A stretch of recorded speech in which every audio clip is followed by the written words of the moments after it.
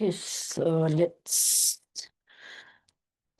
start with our, start out, the practice, the teaching with proper motivation, setting the proper motivation and set our, physical posture as correct as possible, meaning sit very relaxed manner, but, straight your spine. And then just make sure that there's no kind of discomfort or tense in your shoulder or the neck or the knees, the legs. Just make sure that you're completely relaxed and in natural position, your body, physical body. Because, the mind and body is always like inseparable. And same as, wherever you go, the body, the shadow go, right? Same thing. And of course, then the mind travels when the body is not there too. And that's really clear indication that the power of mind is greater than the physical body. All right. So, but for beginner, especially ordinary people, for beginner, physical, comfort is quite important to settle your mind. And those who have power how to control their mind, they don't care. They have a special power that they could use any difficulties or adversity or anything that they can transform into the positive. And if there's any negative, kind of element in the body and the mind, so those who have power to their mind, they can transform into the beneficial or the positive. But since we are all beginner, we're ordinary people, and we need to make sure that the body is also in the right posture, in very relaxed manner. And because of that, many of the practitioners usually they said, for beginner, when you do meditation or retreat, it's very important to find like conducive place, meaning where there's less distraction, less noise, and external, less distraction and less noise, meaning external, factor that disturb your mind. So because of that, many great practitioner meditator, they go to like the mountain where there's nobody around, maybe just some bird or trees, or maybe some animals, wild animal, but no, like man-made or human-made, I'm not sure. Many people said man-made destruction. Maybe most of the men do, I guess. I'm just joking. Both men and women. Okay, so human-made noise and distraction. So that's why you find, conducive placement, like a right place to meditate is quite important. So I think we have it. This is very nice place, very quiet, and with nature, and we should just rejoice and feel that we are very fortunate to find this place where we sit together and meditate. Try to learn how to live life fully. So fully meaning find some purpose in your life.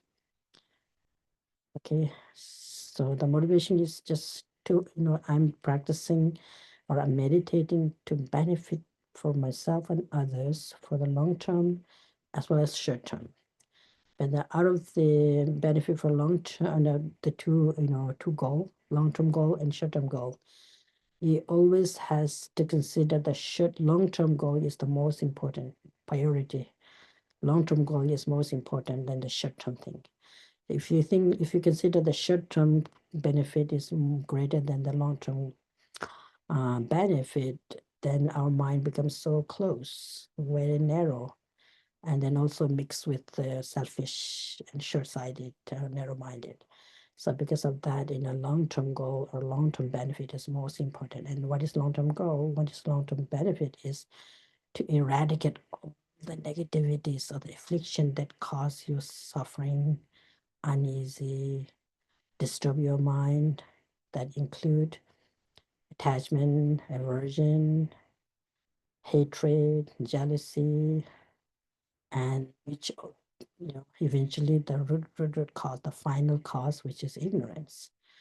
So now here we are, meditating to, eradicate this negativities within your mind.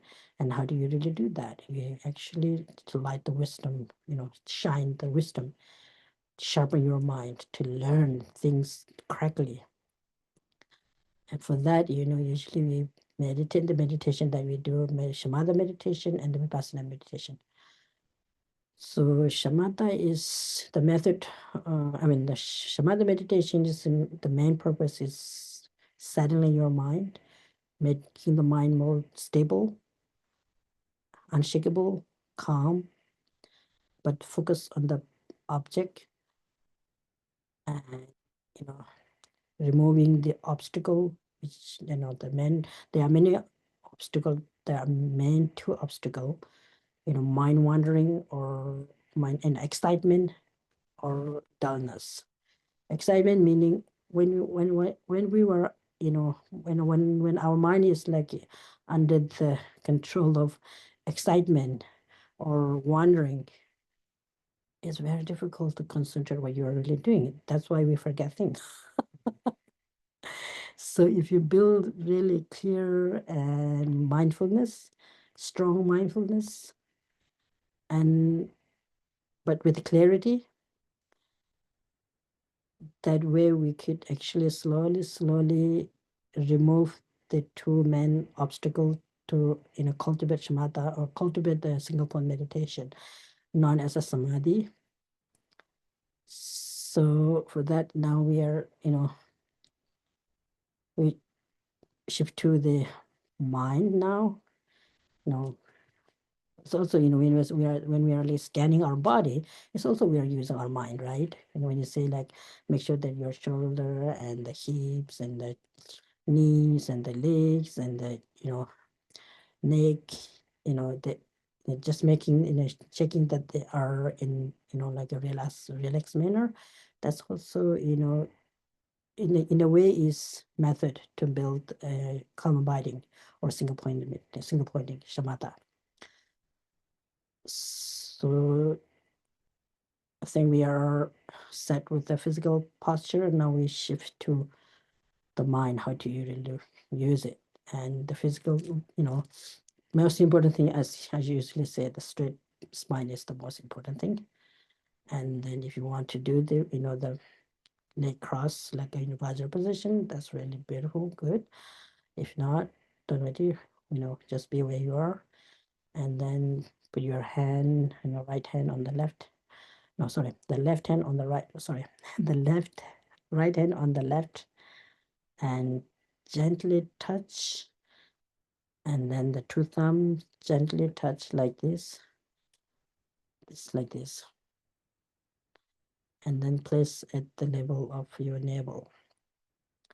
And when you're doing that, make sure that your shoulder is not stiff, and the shoulder just slip as relaxed and normal position as possible. Okay. And then the eye, half closed, not completely closed. As I think say many times, if you completely close, your mind sink, meaning your mind become kind of dull and you can't think clearly. If you keep your eyes completely open, really widely open, then the mind just go, like jump outside, meaning the mind just get the distraction. So because of that, if you just half open and then cast down to your tip of your nose, yeah, try, but don't force.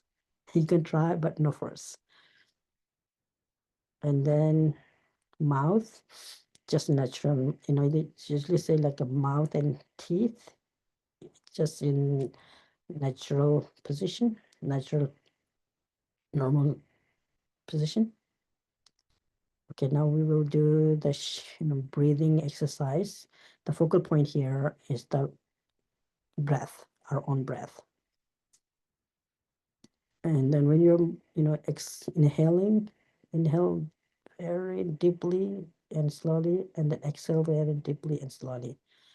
And then you just exhale like this.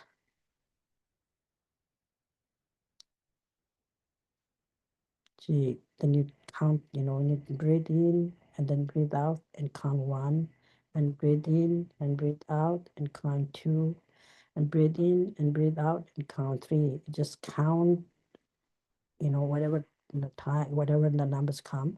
We will do meditation with focusing on the breath for 5 to 7 minutes, I think. Okay, everybody ready? Cool.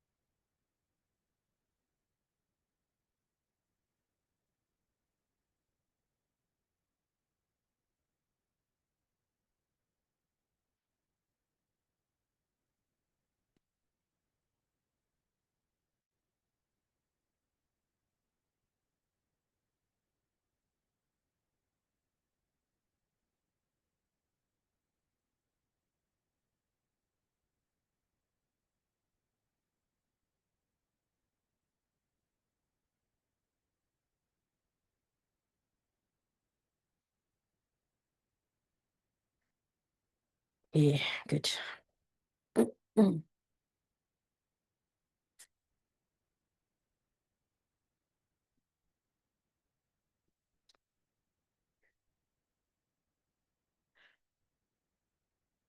So everybody have the copy?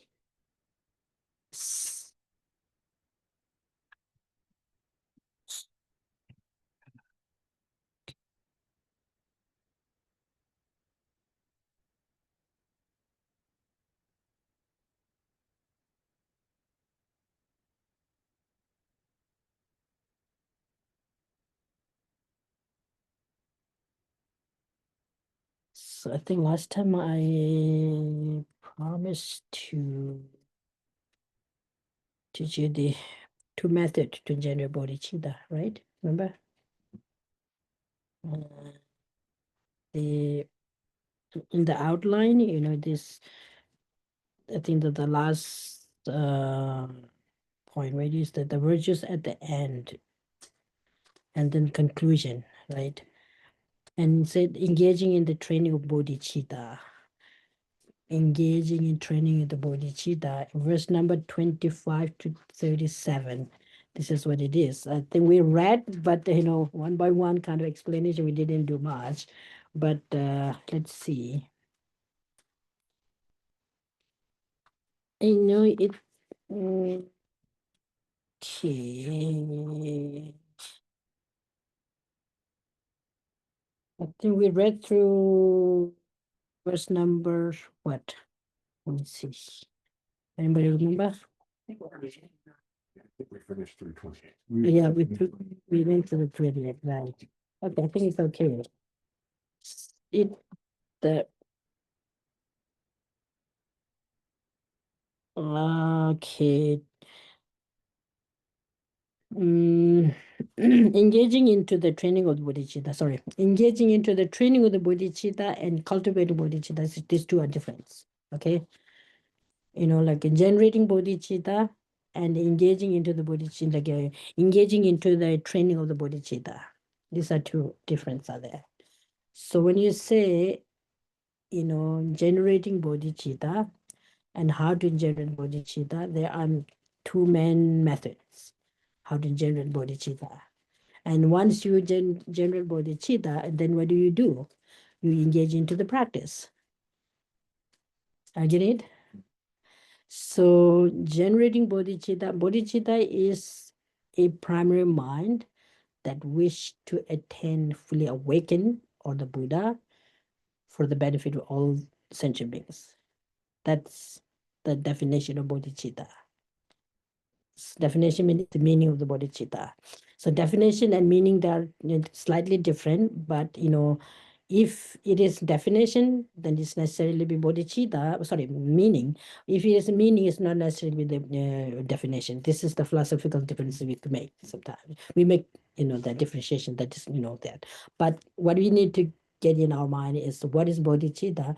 So bodhicitta is a primary mind. That's very important. You have to say bodhicitta is a primary mind that wish to become Buddha for the benefit for all sentient beings. This is the complete meaning or the definition of the bodhicitta. And then it have two main division. Are you getting? Is it the mind that inspires to enlightenment or the mind that aspires to Buddhahood? Inspired to enlightenment. Yeah. Buddhahood, enlightenment. Okay, enlightenment. You could they use the arhatship also enlightenment. Right. But in Buddhahood. When you say, in the mind that inspired to become Buddha to benefit all sentient beings, when you say to benefit all sentient beings, which means minor practice, meaning you are seeking born Buddhahood rather than arhatship. So this is the technical differentiation we usually make. What is different between the arhatship and versus Buddha? So arhatship meaning, personal liberation, where you have the three, there are three arhatship. And, like Pratika Buddha arhatship and Sarvakayana arhatship, Sarvakayana. And then Mahayana. Mahayana arhatship or Buddhahood the same. Tekchen Dachamba in Tibetan. It's more Tekchen mean Mahayana. Dachamba mean four desire, the four desire or the Arhat. So Mahayana Arhat and Buddha is equal, same. So Sarvakayana Arhatship and Pratigvat Buddha Arhatship, these are, we call it the personal liberation. The term that we use is personal liberation. That doesn't mean only one person have like a piece of piece of happiness, but there's a difference between the motivation, the courageous.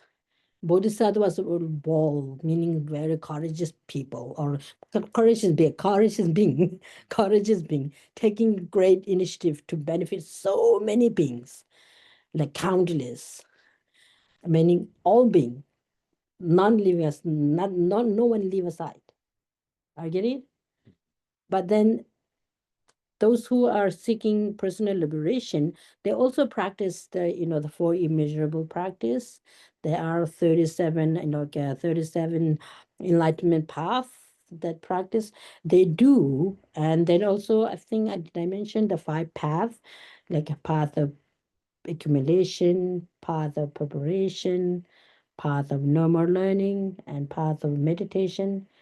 Sorry, path of seeing and path of sorry, path of accumulation, path of preparation, path of seeing, and path of meditation, and the path of no more learning. So they are like a 5 set, 3 into 15. And you make the differentiation between the practice of the four immeasurable practice, immeasurable of loving kindness, compassion, immeasurable joy, and immeasurable equanimity. So that the lower practitioner, lower scope practitioner, let's say that, they do practice these, but the object, they do not really include all sentient beings. They said immeasurable sentient beings. I want to become arhat to benefit immeasurable people, immeasurable beings. Can you make the differentiation between immeasurable being and the all beings? Which is greater? All beings is greater, right? We all being all. When you say all beings, it's greater than immeasurable. So, yeah, you can debate like immeasurable and all being is bigger than immeasurable. So immeasurable practice, the four immeasurable practice, the Sarvakayana and Pratikabodhayana, they also practice. They do practice this. And then, but compassion, immeasurable compassion, they practice the immeasurable compassion, but they do not enough courage to practice compassion, meaning may all sentient being free from samsara, free from the suffering and the causes of suffering. This courage is not there. There are many examples in the past. Like I could give you some story. And for example, have you heard Arya Deva? Out of these 17 Nalanda master, Arya Deva. Let me see, Arya Deva. Yes. And let me see, I think Arya Deva, right? Let me try to remember.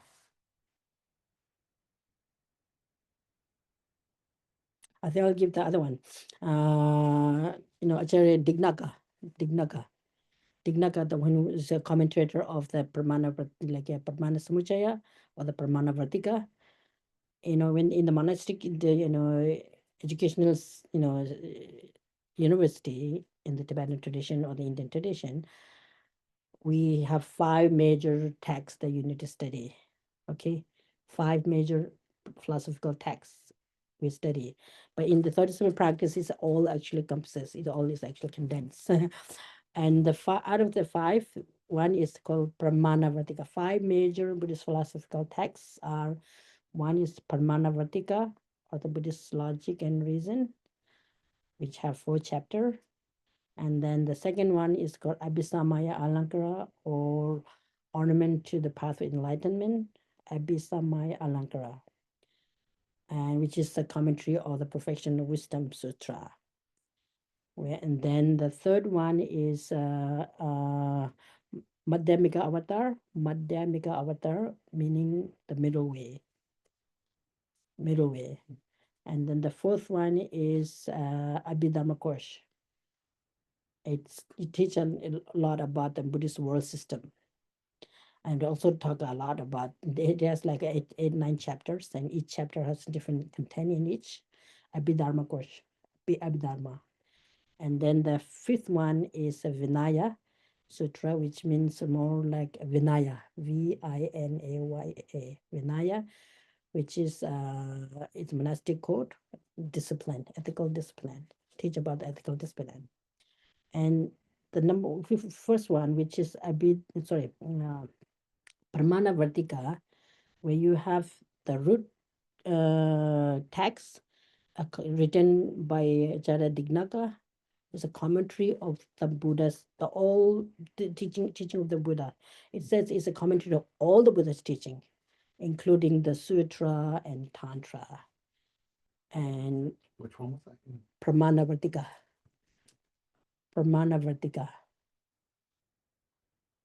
And then, yeah, Pramana Vartika. And then the text name is Pramana Samuchaya.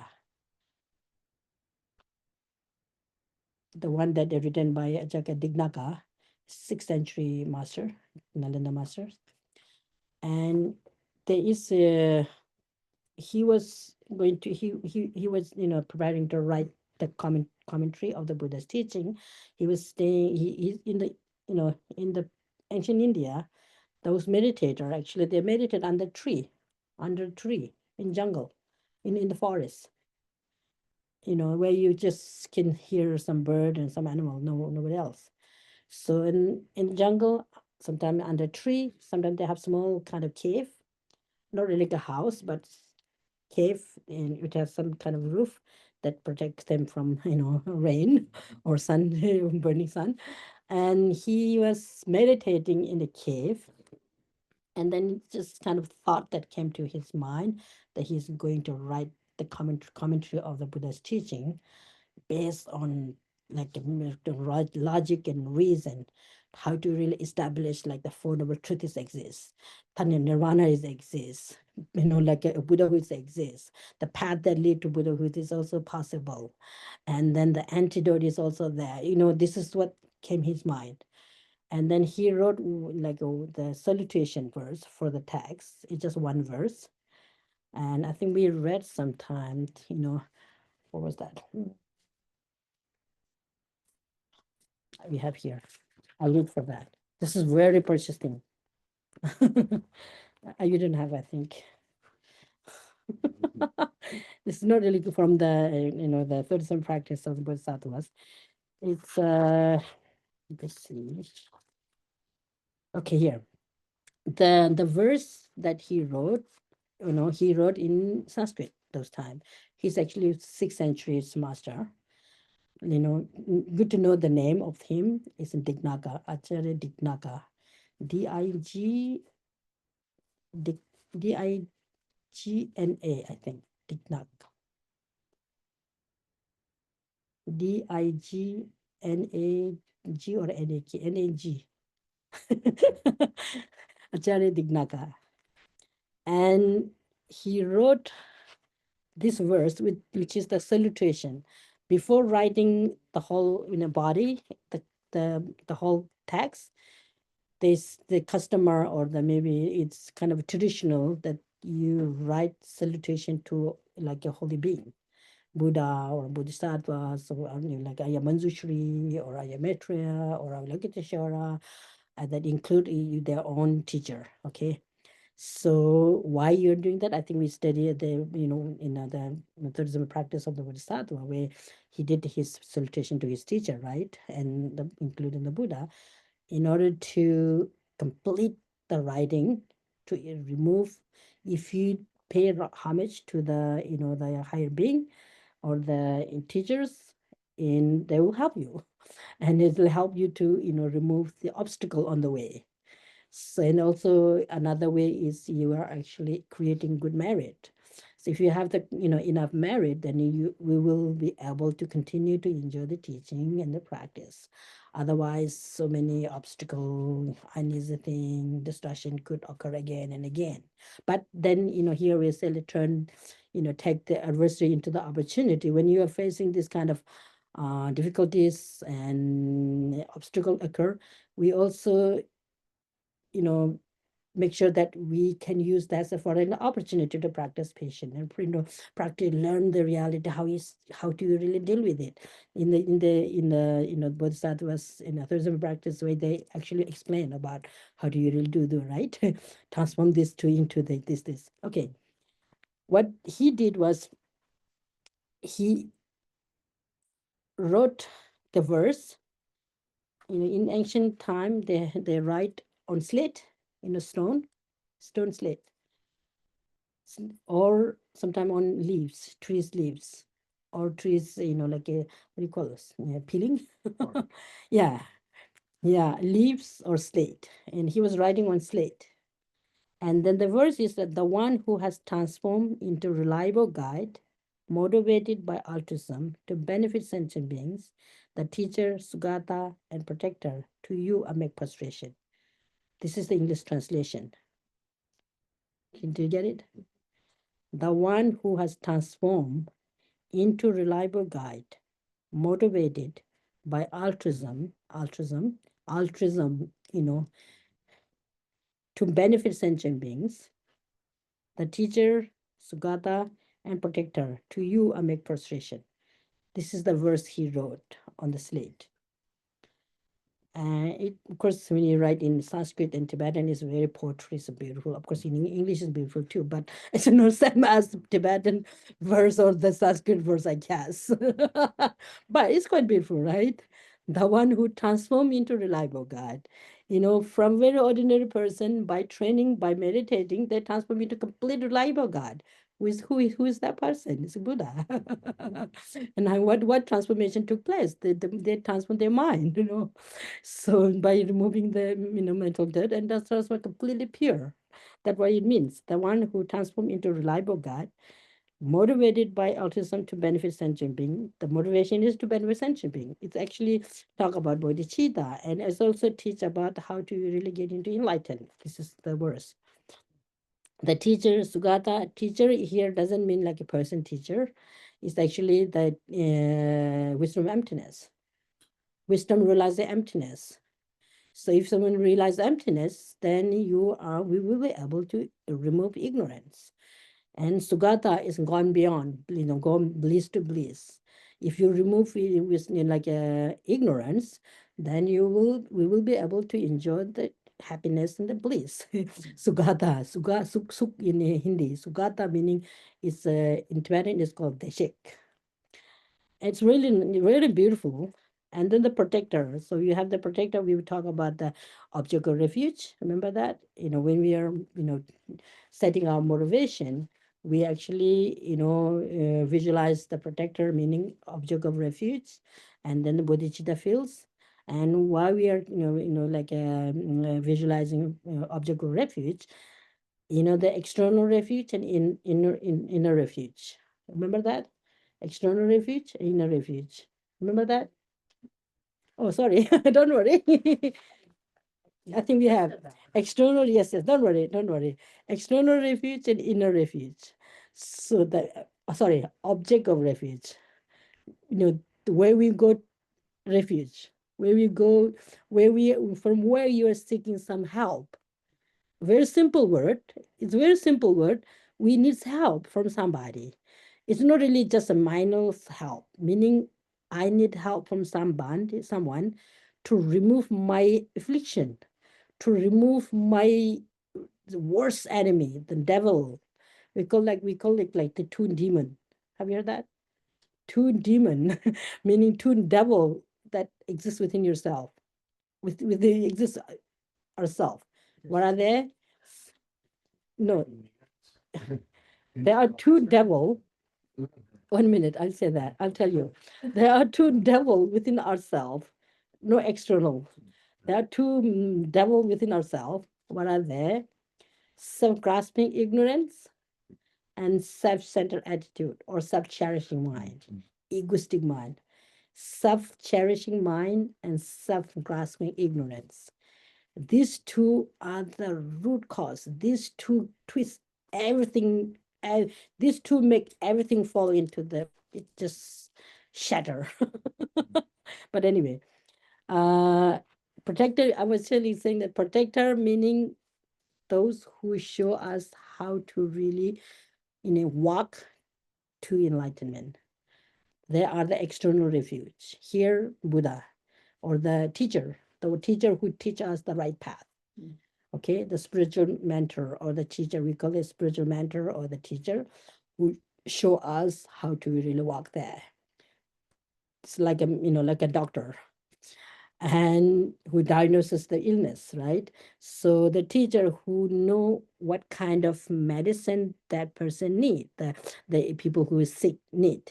So we are sick people. We are sick person, meaning we are sick with our self-grasping ignorance and self-cherishing mind or self-centered attitude.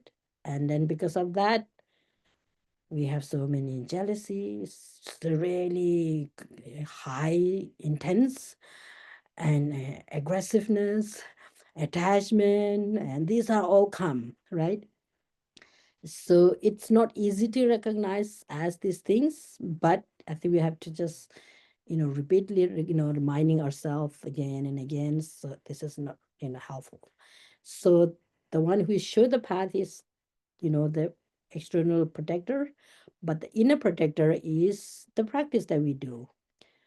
Practice patience, practice compassion, practice, wisdom, emptiness. These are the real practice, the real refuge. Real refuge mean if someone calls you, like you get angry, and then some uneasiness, as uneasy things, sort of thing that occurring in your mind with mind stream.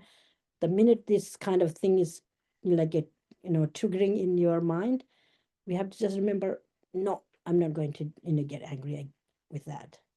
It's disturb you. You have to just restrain it. Just think about getting angry cause so much problems, so much difficulty for many people, many, us. And just see the the disadvantage of being anger, and then see the patient, the advantage of practice patient. And that's how we have to practice. Okay, but that's why inner protect, the inner, the object of refuge, the inner object of refuge, the most important thing. External guru and inner guru, I think mentioned a few times in the past too.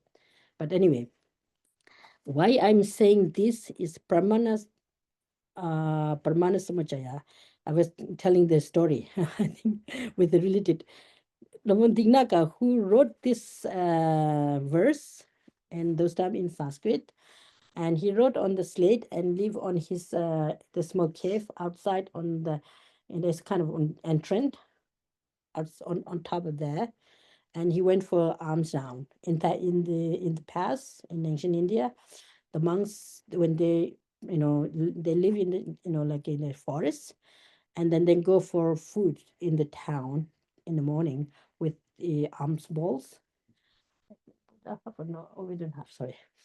And this that kind of ball, and he went to the town to find some food. And that's the custom in the past. And when he was returning back, the the slate where he had written this word, actually it was like a shining. There's a bright light coming out. And then there was another practitioner, a non-Buddhist practitioner or scholar, who have clairvoyance to read other people's mind, or someone who can sense that something is going on. And he found that maybe Acharya Dignaka is doing something. And he went to his cave, and he saw that slate where you have this verse written on the slate, and it was on the on top of the entrance. And he was really scholar person. He understand what it is, and he got a little jealous.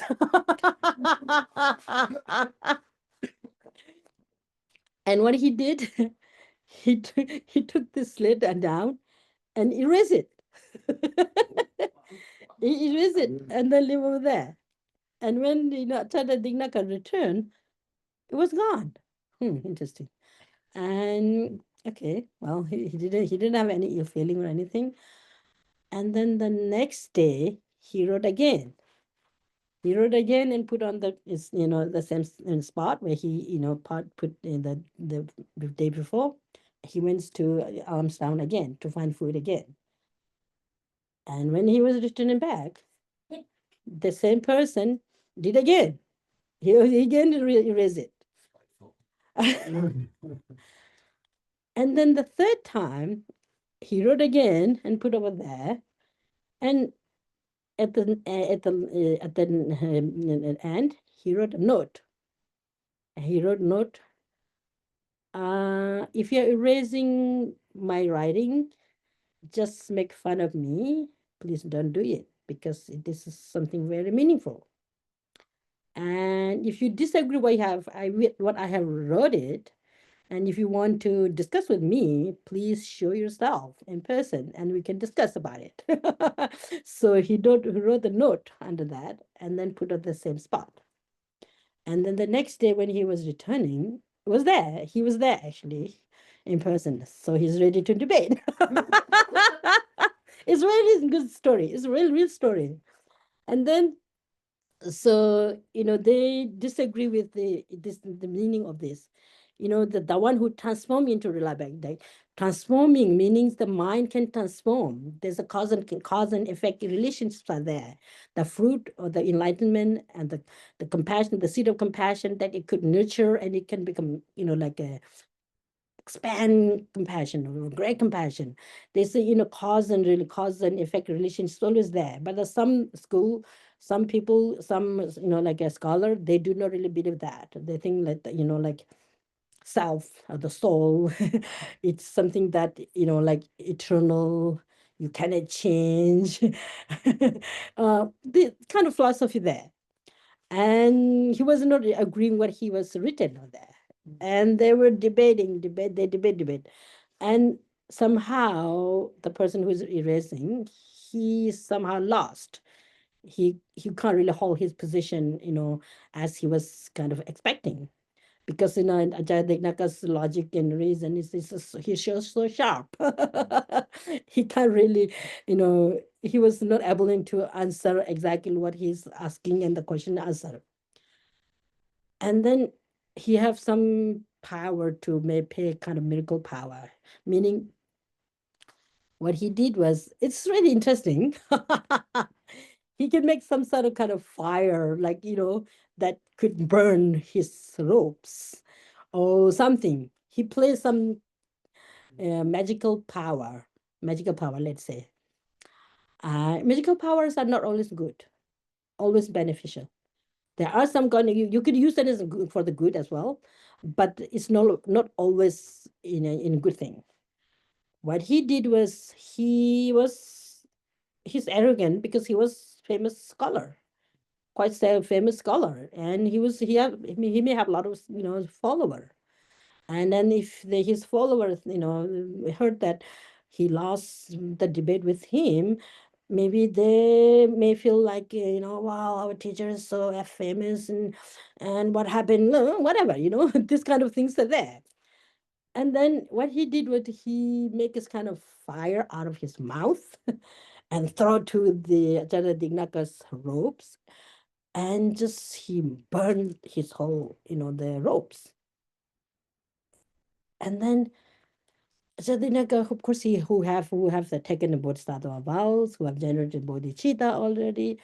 And then he just thought, oh my gosh, oh, I'm sorry, this is what I'm using. I have committed to become a Buddha to benefit all sentient beings. To benefiting one single person is not easy. For this person, he was trying to understand him. how can you really train your mind? But he was not agreeing with that.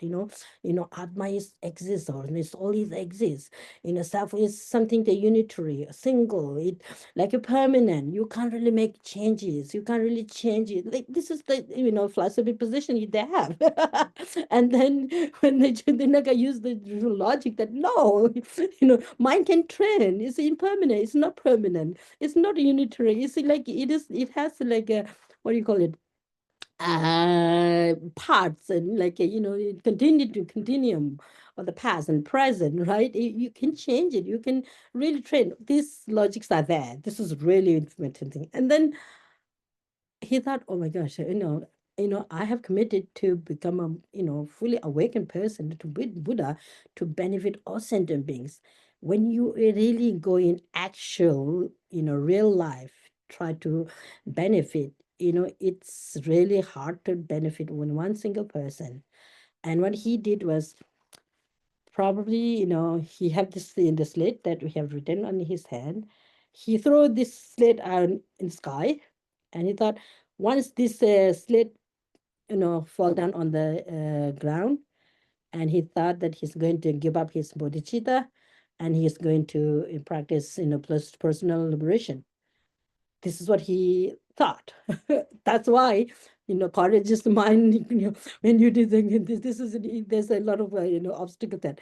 That's what he thought. He just throw it and just sit like this. And once this slit, fall down on this, on the ground, and he's giving up bodhicitta. Now, from there on, he's going to practice the personal liberation. But then it was not really falling down. The slit was not coming down. Interesting. What happened? And he was just waiting. It's not coming down. And then he look up. And actually, we were talking about Arya Manjushri. Do you have Manjushri? Is it next to? Oh yeah, here you go. Here. Yeah, yeah. We have the sword that cut the right here. And Arya Manjushri came in person.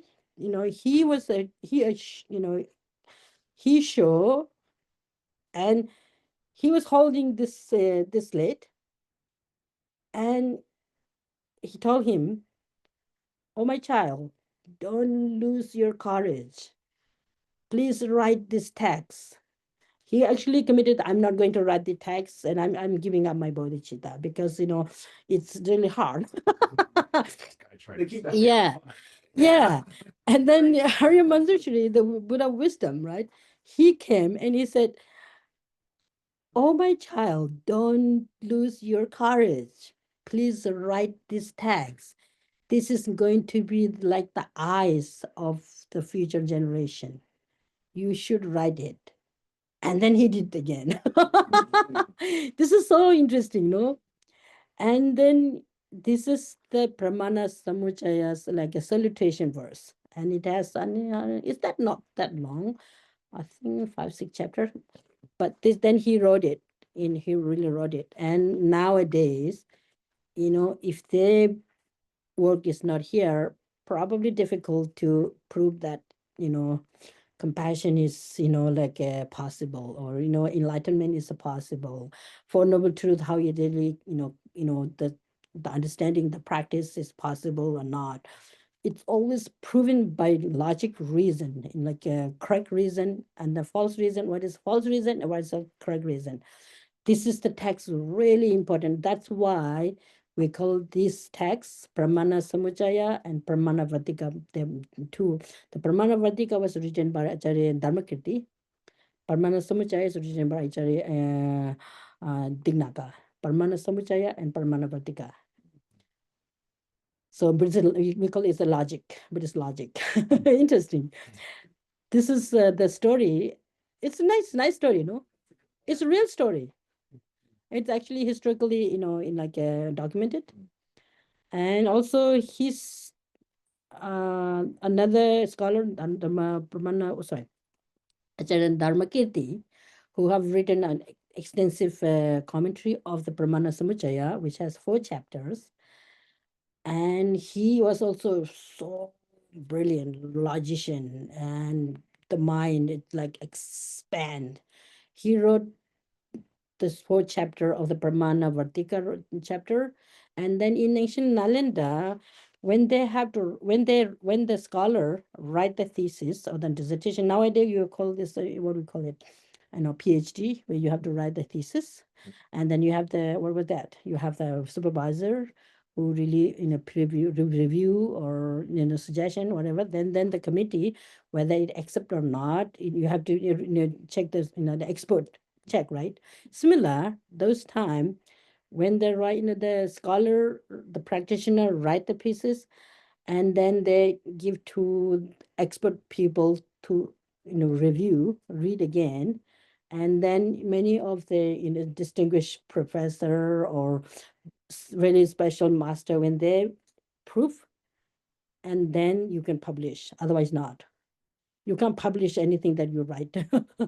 And he wrote the text, Pramana Vatika of the fourth chapter, and many of the other scholars, they don't understand well because they have not enough wisdom to really realizing what is it.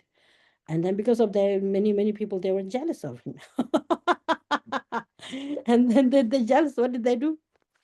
They they wrote the book. They burned the book, that the book that written by him. They burn it, like put in a flame, and then what they do, they tied on like a dog tail, dog, cat and dog. It's just making insult to him. Yeah, yeah. Oh. And just put in the flame and then tied on the dog tail. And then the dog was like roaming around in the town. And they said, what is that? It's actually the piece that written by the Dharmakirti, meaning like it's rubbish, kind of insulting. Yeah, big insult. Right. Yeah, and they were jealous. Instead of then there are some like these people. And then what he said is something's very auspicious sign. He said he took it. You see the taking the adversary into the opportunity. He said he took it as a lesson. It's really good. It's a really auspicious sign. And so why? Because in the future, my work will benefit so many. It will just go everywhere freely. Nobody can stop to, and nobody can stop to benefit for others. Because the dog is just roaming around freely. So no, there was nobody actually. See, these are really practical things are there. Interesting, no? It really it's really, it makes sense. And the same thing the way you did in the Bodhisattva practice, where the what was that? Transforming ruin into wealth, into what?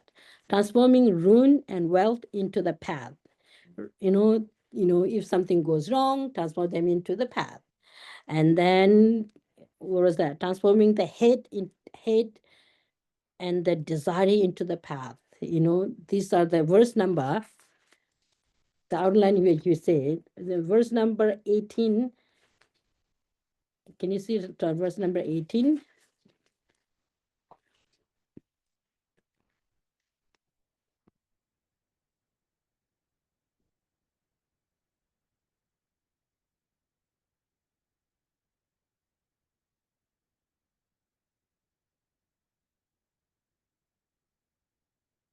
Let me see. 소위 보시다도 미인이 사유 섭전은 능계도 두근두도 나는 지지 좀 이렇게 세상 here. Verse number 18 is the it has like a transforming ruin and wealth into path, have two part, right? Ruin, right? RUI in ruin. Transform that into the path, which is verse number 18. And then transforming wealth into path is word number 19. Meaning wealth mean your fame, your wealth, your, I don't know, prosperity, luxury, whatever you have, things like a house, fame, knowledge, whatever you have, transform them into the wealth, make greater wealth. And then something that goes, what is that? The ruin into path is like through grips by poverty and overscorn, through stroke. How do you read that? Stricken by acute illness and possessed by evil spirit, to take upon yourself the negativities and suffering of everything. every being, and never to get discouraged is the practice of bodhisattvas. It's a really courageous thing, right? Something's really possible, but you have to make sure that we are ready to do these things. But we can't make excuse all the time either. No, it's so hard, I can't do it. Then it's never come, never come. So we have to try. So now let's do the actual thing I was supposed to do. I'm sorry. Well, it is. These are important. Absolutely. It's very good stuff. Yes. Yeah. That's interesting. Okay.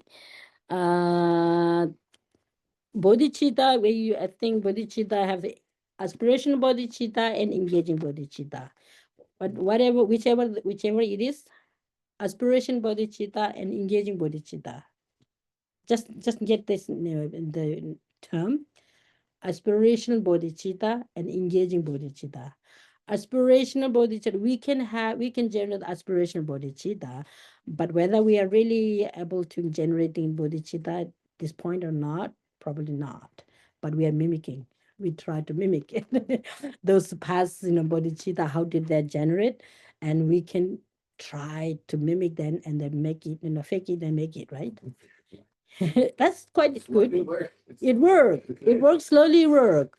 And I promised to give this two method. There are sevenfold cause and effect method, sevenfold cause and effect method. These are very important, Scott. Yes, the three capacity turning in the lamrim, where you call this gas three scope, three capacity, small, medium, and great. Here, the greater scope. We're talking greater scope because we're talking about the bodhisattva's practice.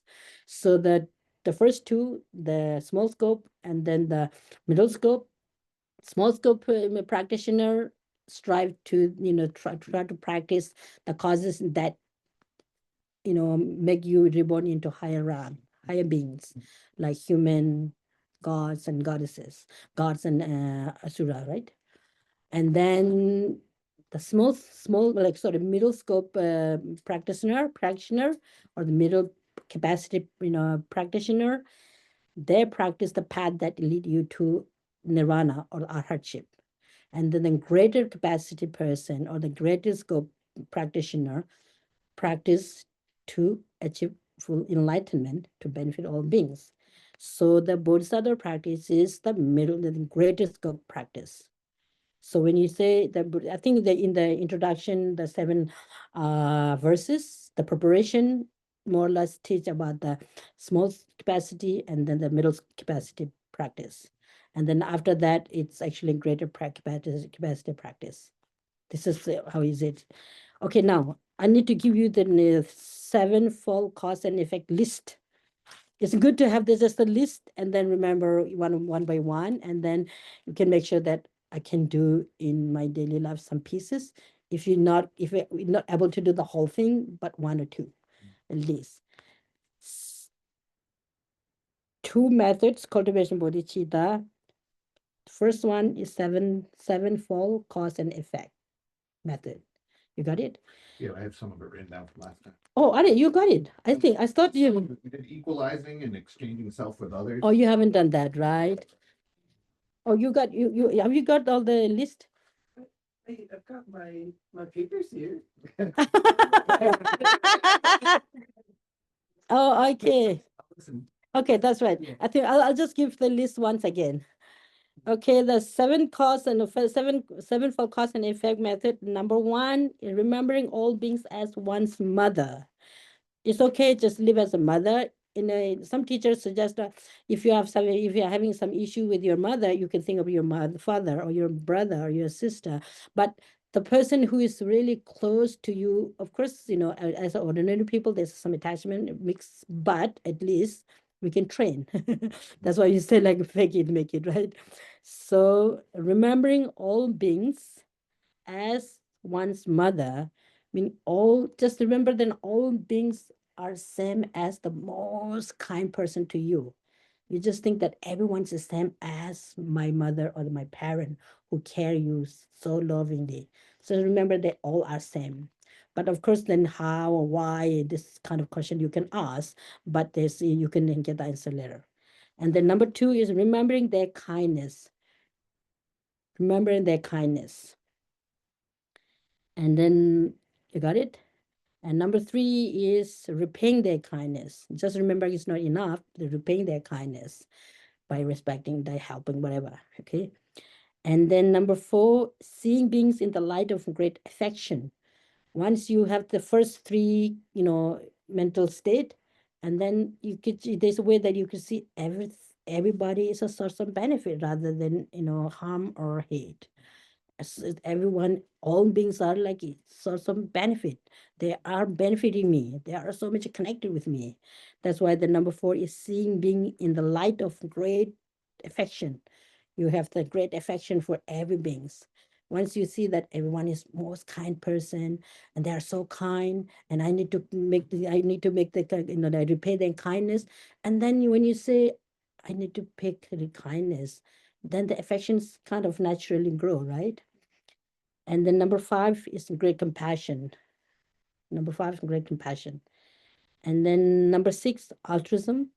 The difference between the altruism and compassion.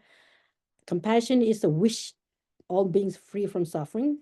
And then altruism is like that I am going to free them. This kind of intensity is like there. That's why we call altruism. Altruism. Got it? Yeah, usually say, I remember it as great resolve, which is a little different. Great compassion, great resolve. Like, I think of that more as like a Yeah, the intensity. different, different terms that you could use, but mostly they use altruism. In Tibetan, you call it laksam. Laksam mean I wish all beings free from suffering, and then when it comes stronger, which that wish is stronger, and then I am going to free them from suffering. This kind of intensity come, then it called altruism. And then number seven is bodhicitta. Okay, now the second method. Second method is the equalizing and exchange oneself with others. You know, equalizing and exchanging self with others. Okay. So it has 9 steps. I'll go one by one. And then I don't think we can elaborate much, but you can just do the list. The list is okay. It's good to have the list. Okay, number one is equalizing self with others. Equalizing self with others. Dajen Nyampa. Here, equalizing self with others mean self and others, we are all equal who are striving happiness, not suffering, who have the capacity to bring happiness and remove the cause of suffering and the suffering. And you need to think about that we are all equal who have the like a innate wisdom or in the seed of compassion that germinate or that mature, and we are all in that ground, in that level. All beings are equal. This is the equalizing stuff with others. I am not special. I mean, we are all equal as a human being, as a sentient being, who have mind that could transform into reliable person or reliable Dharma practitioner. So in that sense, equalizing stuff with others. It doesn't mean I am you or you are me, but we are all equal in the sense that who have the capacity, who have the wish to become full awakened person. Equalizing self with others, that's number one. And then number two, if all equal who deserve happiness, who deserve long lasting peace, who have the capacity to become long lasting peaceful person, or who have the capacity to become like a everlasting happiness happy person. And then why I am so important. And the number two is reflecting on the demerit of cherishing oneself. Reflecting on the demerits of cherishing oneself.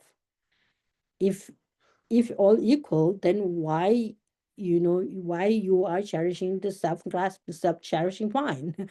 Why you are this. That's why we said the two demon, self-centered attitude or self-cherishing mind, reflecting on the demerits of cherishing oneself. And demerit, looking the disadvantage of looking me is the most important thing. There's a, you won't gain, lose. If we have this attitude, we will lose rather than gain. Demerit, reflecting reflecting on the demerits of cherishing oneself, looking the demerit of cherishing oneself. And then number three, reflecting on the merits of cherishing others. Number three is reflecting on the merits of cherishing others. And then number four, taking the suffering of others with great compassion. This is Tonglen practice. Taking the suffering of others with great compassion. And when we breathe out and breathe in, these are the Tonglen practice. And when you're breathing out, thinking that I am giving all the good qualities of myself to others. And then imagine that when you're breathing in, I'm taking all the suffering and the difficulties of others to myself. It's not really making yourself sick, but making yourself more powerful, more courageous. Taking the suffering of others with great compassion. Everybody got it?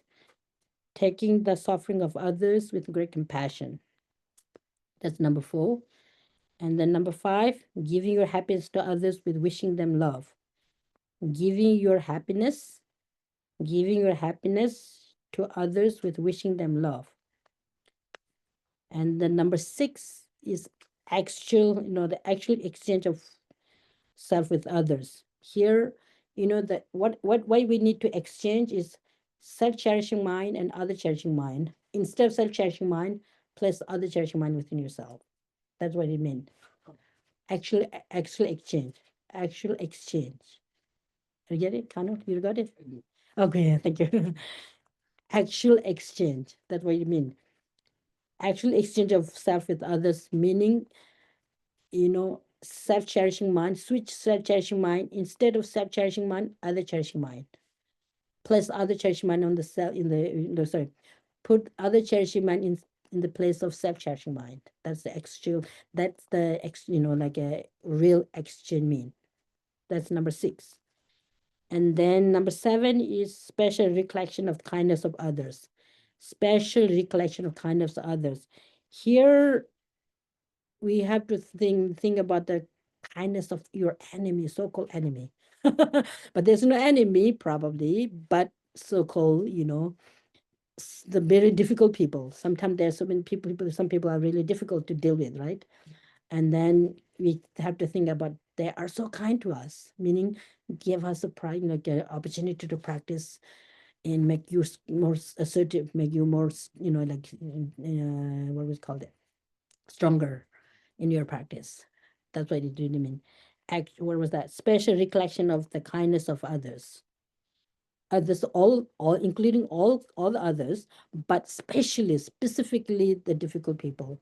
In the category, in the beings where you have, enemy, near dear one, and the neutral being. Usually we make these kind of, groups. But in reality, we have to just see that all beings are your friends or near and dear rather than distance. When you say, when you say that, what was that? Enemy or dislike, then we are making kind of wall in between, right? And if you make a wall in between, meaning mental wall, if you make a mental wall in between, distrust, then start, looting or start harming, these things happen. And then slowly escalate and it become out of control. This is what really happened. So we have to just make sure that from the very starting point that stop it. And let me see, where are you? Yeah, number eight. Okay, number eight, altruism. The same thing that from the sevenfold cause and effect. Altruism is, the compassion that very strong. It is become very intense. It's strong that I am going to spray, wish, like free them from the suffering. Altruism, number eight, and then number nine is bodhicitta.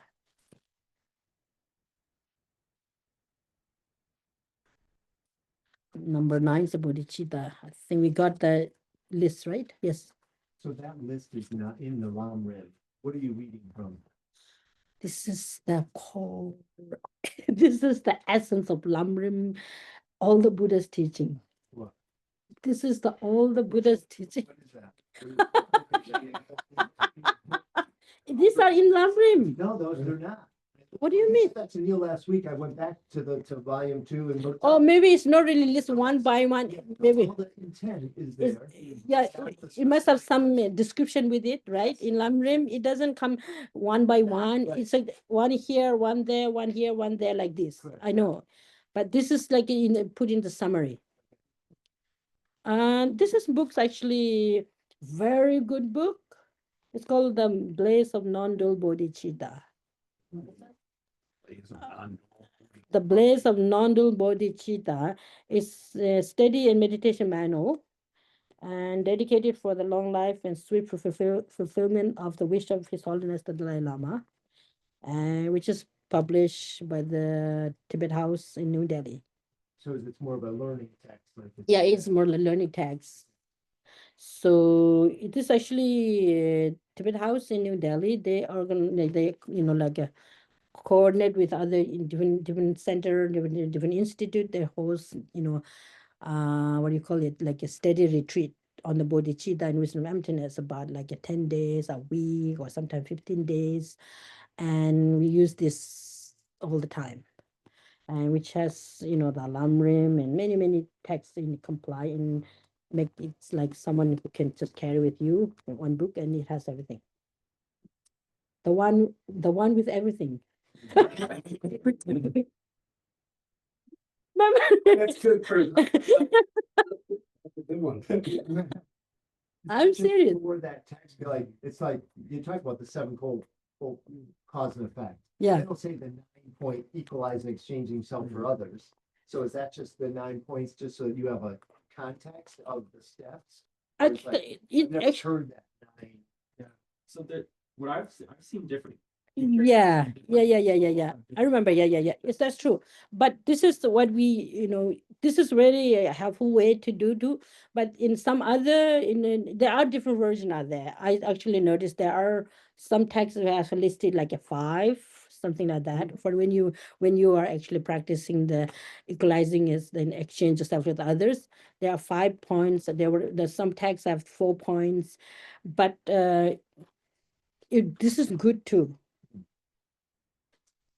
This is really, it's really kind of beneficial, interesting.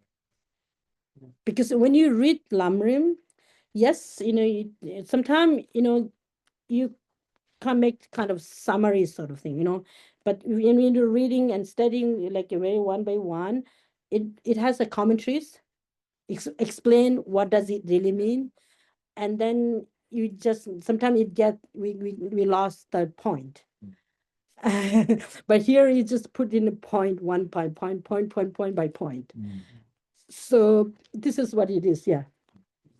But when you have the other point, like at 7, 4 point, or 5 points, that's nothing. That's not wrong either. Yeah, but this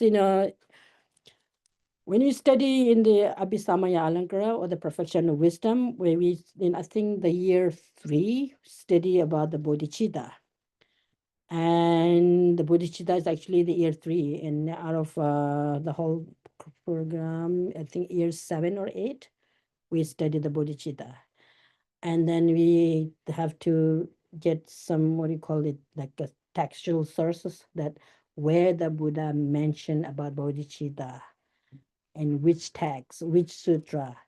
And then you check with the Maitreya Buddha, Arya Maitreya Buddha, who have written the commentary of the, what was that? Prajna Paramita Sutra. It has all mentioned in the sutra. And, the entity of the bodhicitta, the division of the bodhicitta, and then how do you really practice the bodhicitta, and what kind of obstacles that you can occur while you're trying to practice bodhicitta. It all mentioned in there. And then Maitreya Buddha have you put in summarize like one verse. And then Guide to Bodhisattva Way of Life, where you have like the whole chapter, like the first chapter is the benefit of generating bodhicitta, right? And then each chapter have, contain in different, what is that? The number 2, where once you generate the bodhicitta, and then how do you engage into the activities? Are you getting it? Once you generate the bodhicitta, I mean, once you make the commitment, generate bodhicitta, I mean, bodhicitta is actually, the mind that transform into that, that benefit, only benefit rather than harm. This is the mind that you have to have, right? Once you really make the commitment that I'm going to benefit others no matter what, then we have to engage into the activities.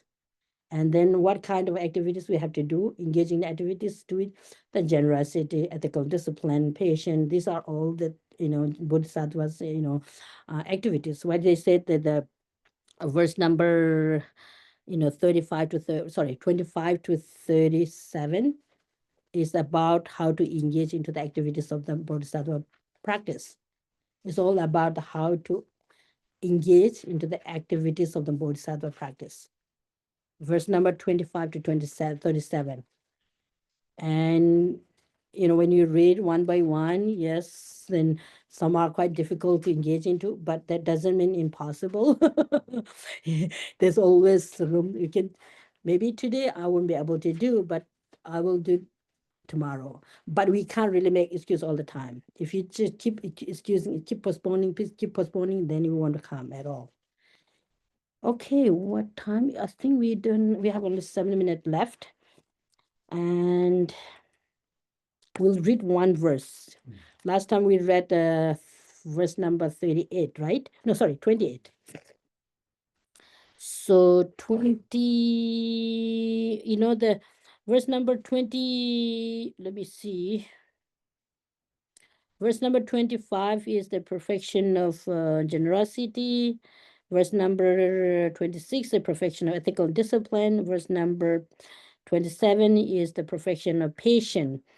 I'll give you some example of there are three then and ethical discipline have 3 types, and the patient also have 3 types, and there are different types of the patient and these things. I'll do the next time. Right now we will read verse number 29, which is the perfection of concentration.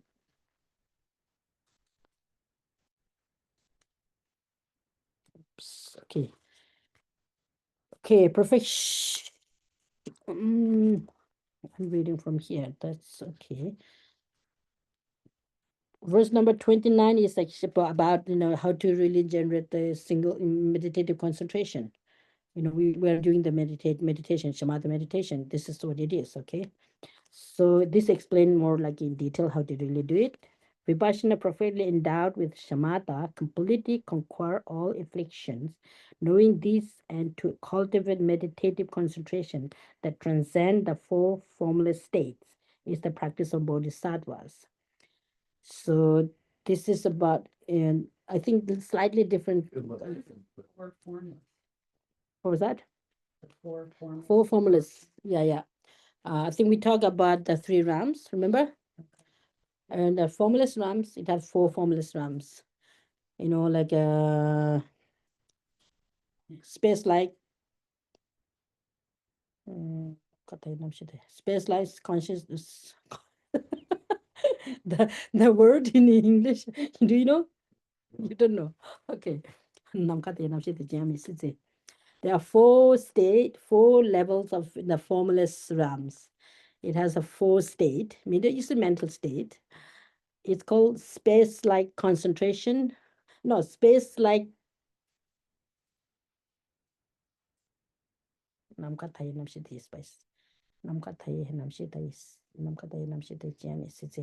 Space-like, consciousness, like, and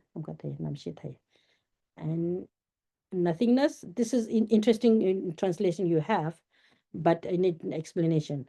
And then peak of existence. Just the space like, consciousness like, nothingness, and peak of existence. Peak, P-E-A-K, peak of existence. Peak of existence. peak of samsara. Another word, peak of samsara. It's called peak of existence. That's the topest in samsaric realms. In samsara, it encompasses three realms: desire realms, form realms, and formless realms. And the formless RAM, this the form RAMs and formless RAM, when you meditate the samadhi, the shamatha, it make it more like a stabilize, and then all the discursive thought and all this elaboration thought, this actually gradually disappear, and you will become really concentrated mind that remain there. There's a technique that how do you really, the nine stage, how do you really cultivate shamatha, real shamatha and vipassana. So, vipassana perfectly endowed with shamatha. I was explaining, I was telling about shamatha, what is vipassana, what is shamatha. Vipassana is wisdom, and shamatha is meditative concentration. When you have the mind is very concentration with the sharp mind, with the endowed, mean complemented, with combined, or complemented or combined or supported by wisdom, that make possible that it's become really sharp and assertive, that could really remove the root causes of samsara, which is affliction, ignorance. So that's why it's called, in a way you say, uh, vipassana perfectly endowed with shamatha, you know completely conquer all affliction. If we are able to generate true meditative concentration and vipassana, we will be empowered how to overcome the affliction. This is what it really means. Conquer meaning how to overcome the affliction. You can concur with these things, meaning you will be overpowered than the we will be overpowered than the afflictions. By knowing this, cultivate meditative concentration. Then if this is the benefit, then we should cultivate meditative concentration.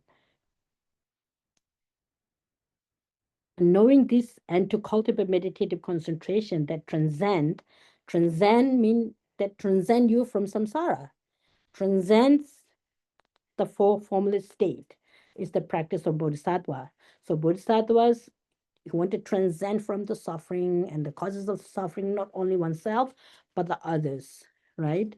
So which means you want to transcend all the like all the obstacle or obscuration. Another word we use the obscuration to nirvana or the arhatship, and the obscuration to Buddhahood. There are two. So obscuration to nirvana is called affliction.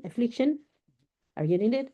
The obstacle that obscure us to attain arhatship is known as affliction. And then the obscuration that obscure you to attain fully Buddhahood is called cognitive obscuration.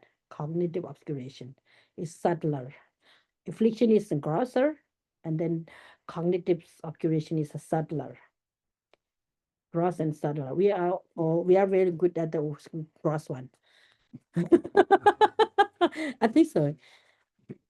Okay, it's exactly 11:30, so we will stop here, and thank you. So let's dedicate our merit to the good for others as well as oneself, and just few second mentally dedicate.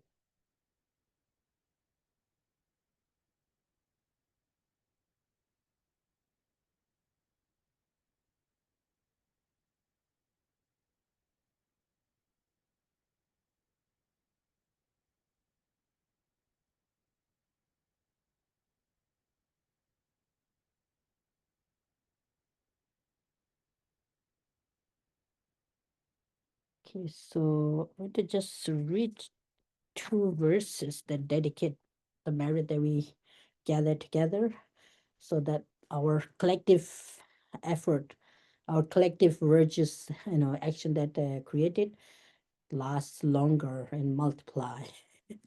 Right? With the wish to free all beings, I shall always go for refuge to the Buddha, the Dharma, and Sangha until I reach full enlightenment.